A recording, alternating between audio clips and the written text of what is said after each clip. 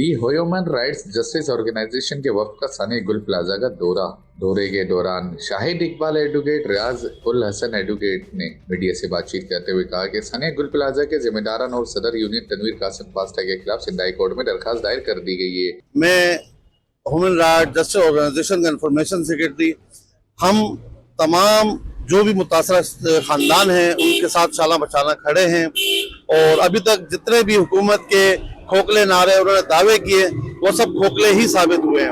उन्होंने 1-1 करोड़ का वादा किया था जो अभी तक मैं समझता हूँ किसी एक शख्स को भी नहीं दिया गया।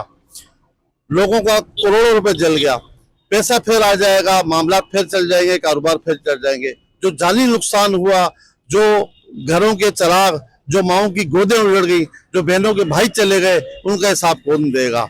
ये इसमें अगर हमारे हुकूमती सतह पर किसी वजीर का बेटा जलता, किसी मुशीर का बेटा जलता, किसी सदर का बेटा जलता, किसी वजीर आजम का बेटा जलता, तो मैं समझता हूँ वो आज तक अभी तक उन्होंने उन मुजरमों को वो कोई गफलत जिन्होंने की हो उसको कैफरे के दाद तक पहुंचा देते। मगर ये आप आवाम जल रही थी, आम आवाम जल रही थी, आम आवाम के बच्चे जल रहे थे, इनके कानों में जून तक नहीं देखी, आवाम रोते रही, पीटती रही, मगर इन्होंने खोखले नारेबाजी और वही सियासत इन्होंने की। मैं समझता हूँ कि ये हुकूमत की बड़ी गफलत है।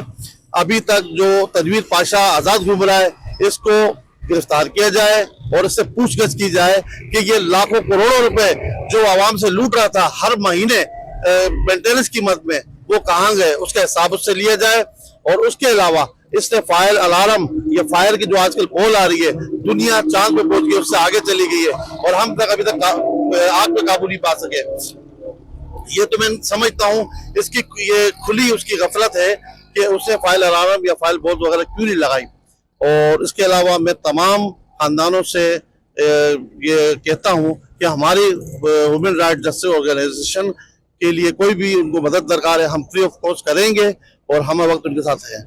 लवाकिन के हकूक के लिए हमारी दी ह्यूमन राइट्स अहम किरदार अदा करेगी। फ्री ऑफ कॉस्ट लवाकिन के अहल खाना और मुतासरीन को इंसाफ की फराहमी में मदद करेंगे। सानिया गुल प्लाजा के लवाकिन व मुतासरीन से किए गए वादे सब खोखले नारे निकले। इतने बड़े सानिया गुल प्लाजा के जुडिशल कमेटी की पेश रफ्त तब तक कोई सामने नहीं आई।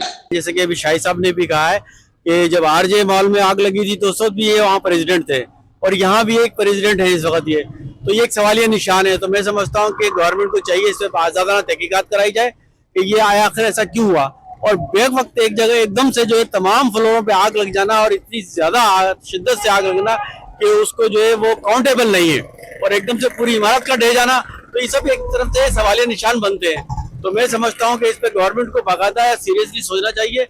बाकायदा ये तो खैर बिल्डिंग भी बन जाएगी, कारोबार भी दोबारा हो जाएंगे, लेकिन वो जो जानी नुकसान हुए हैं उसका कोई नेमुल बदल नहीं है। उन घरों के जिनके चिराग बुझ गए हैं, जिनके सर पे जो कमाने वाला अब कोई नहीं रहा है, तो मैं समझता हूँ कि गवर्नमेंट को चाहिए कि उस पर संजीदगी से गौर करे।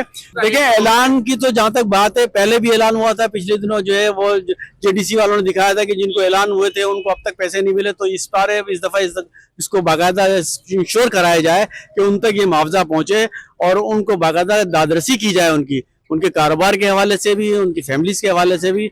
और दूसरा ये जो मुख्तलिफ आरा हो रही है इसके अंदर के जनाब, ये कुछ बिल्डर्स का मामला है, कुछ हाई राइज बिल्डिंग बनाने का मामला है, तो इसको भी थोड़ा सा क्लियर होना चाहिए।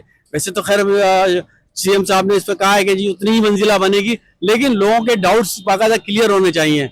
और इसमें तमाम वो इदारे भी जो है उनको भी जो है वो ऑन बोर्ड लेना चाहिए कि जो इसमें अपना रोल प्ले कर सकते थे उन्हें नहीं किया।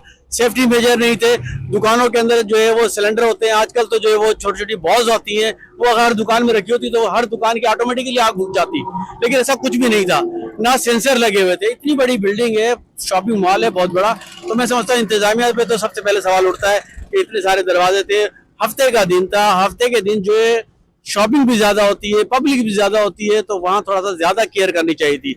लेकिन उस दिन खास तौर पे लाइट भी बंद हुई, दरवाजे भी बंद हुए, तो इस पे सवालिया निशान उठ रहे हैं।